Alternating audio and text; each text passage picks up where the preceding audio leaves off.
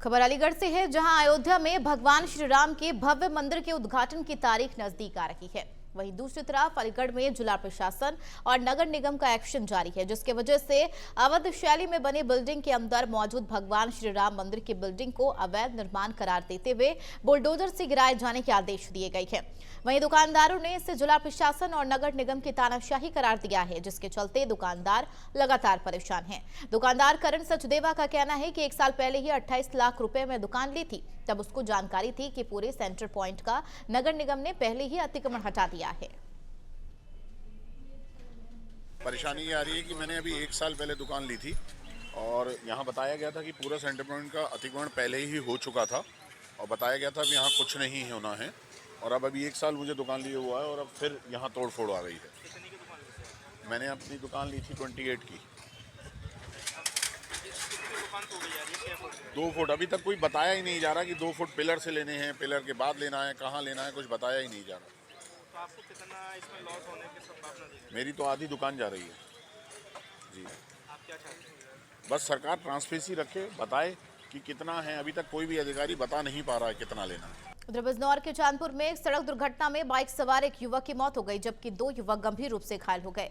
हादसे के घायलों को सीएचसी में भर्ती कराया गया है। बताया जा रहा है कि बुलेट सवार 3 युवक गांव से बिजली का बिल जमा करने चांदपुर आ रहे थे। इस दौरान उनके ई रिक्शे से भिड़ंत हो गई। इस टक्कर में एक की मौत हो गई है, जबकि बाकी 2 लोग गंभीर रूप से घायल बताए जा रहे हैं।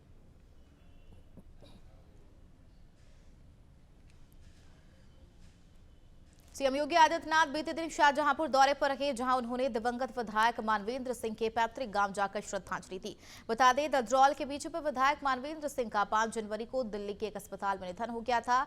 सीएम योगी ने कहा कि विधायक मानवेंद्र सिंह हमारे परिवार के सदस्य थे। उनके निधन से पार्टी को भारी क्षति हुई है। इस दौरान कार्यक्रम में वित्त मंत्री सुरेश कुमार खन्ना, पीडब्ल्यूडी मंत्री जितिन प्रसाद, सहकारिता मंत्री जेपीएस राठौर, मंत्री सुरेश राणा समेत जिले भर के विधायक और जनप्रतिनिधि मौजूद रहे।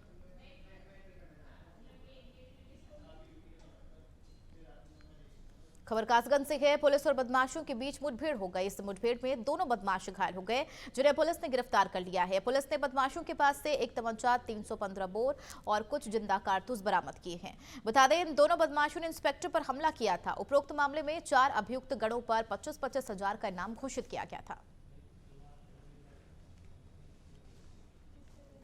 दिनांक 10/1/2024 को थाना सिकंदरपुर वैश्य में एक सूचना प्राप्त हुई दोपहर में कि थाने पर पंजीकृत मुकदमा अपराध संख्या 3/24 जो कि दिनांक 3/1/2024 को पंजीकृत किया गया था, उसमें जो 2 नामजद वांछित अभियुक्त हैं जिन पर पूर्व से 25,000 का इनाम घोषित है, उनको देखा गया है। इसी सूचना पर तत्काल पुलिस की टीम जो है उन्होंने चेकिंग लगाई।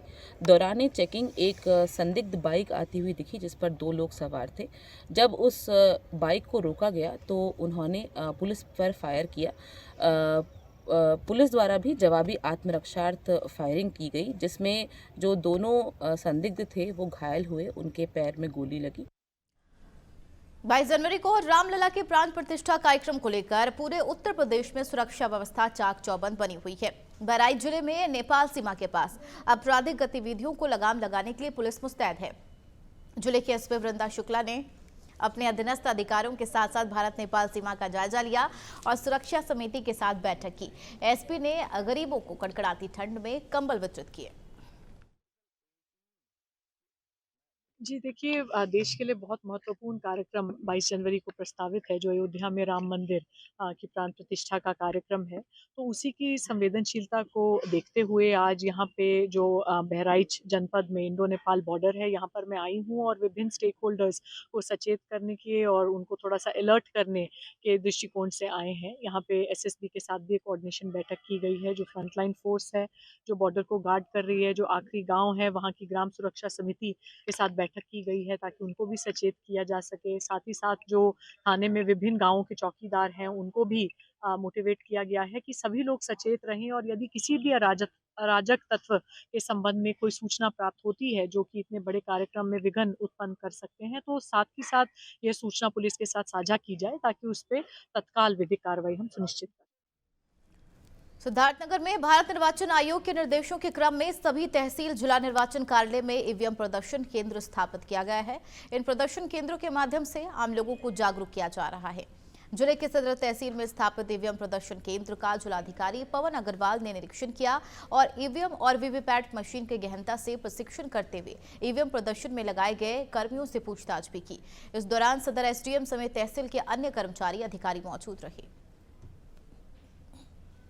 ये देखिए, माननीय भारत निर्वाचन आयोग के निर्देश के क्रम में सभी तहसीलों में और जिला निर्वाचन कार्यालय में, जो कि कलेक्ट्रेट में स्थित है, ये ईवीएम प्रदर्शन केंद्र बनाए गए हैं। ईवीएम डेमोन्स्ट्रेशन किया जा रहा है, जहां पर कोई भी नागरिक आकर अपना जो पूरी प्रक्रिया है उसको समझ सकता है और जो उनके मन में किसी भी प्रकार के संदेह हैं तो उनका जवाब भी दिया जा सकता है, ताकि लोग खुद आएँ और देख लें कि पूरी प्रक्रिया को समझ सकें। उसी के लिए ये अभियान चलाया जा रहा है। आज ही से अभियान प्रारंभ हुआ है, तो इसके क्रम में आज तहसील नौगढ़ में इसका निरीक्षण मेरे द्वारा।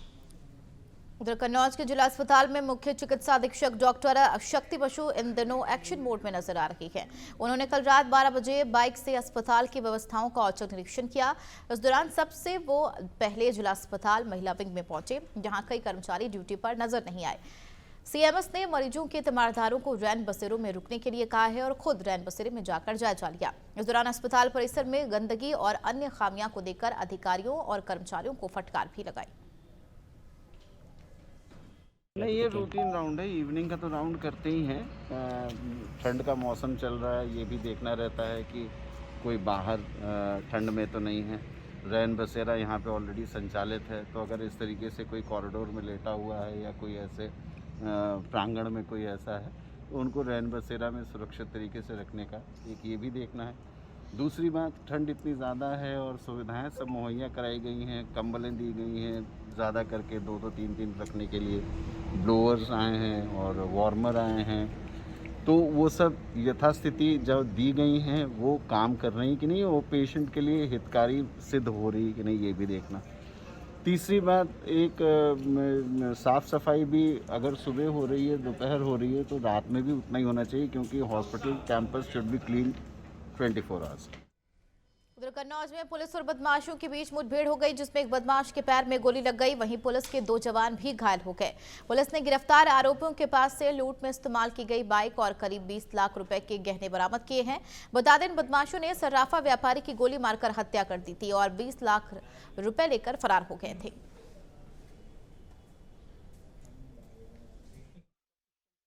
5 जनवरी 2024 को थाना गुरसाईगंज क्षेत्र अंतर्गत शाम को 5:30 बजे लगभग एक सराफा व्यापारी नायाब अपने 2 पुत्र कासिद और अयाज के साथ एक बाइक पर अपने घर समदन को जा रहे थे। बीच रास्ते में एक बाइक पे 2 बदमाशों ने इनके साथ लूट की घटना घटित की। अयाज जो बाइक चला रहा था उस पर तमंचे से फायर किया। अयाज को हॉस्पिटल ले जाया गया था, जहाँ पे कानपुर में, जहाँ इसकी इलाज के दौरान मृत्यु हो गई और इसमें तत्काल मुकदमा पंजीकृत किया गया था। घटना के अनावरण हेतु 20 से अधिक टीमों का गठन किया गया था, जो अनवरत कार्य कर रही थी। 400 से अधिक सीसीटीवी फुटेजेस को खंगाला गया था।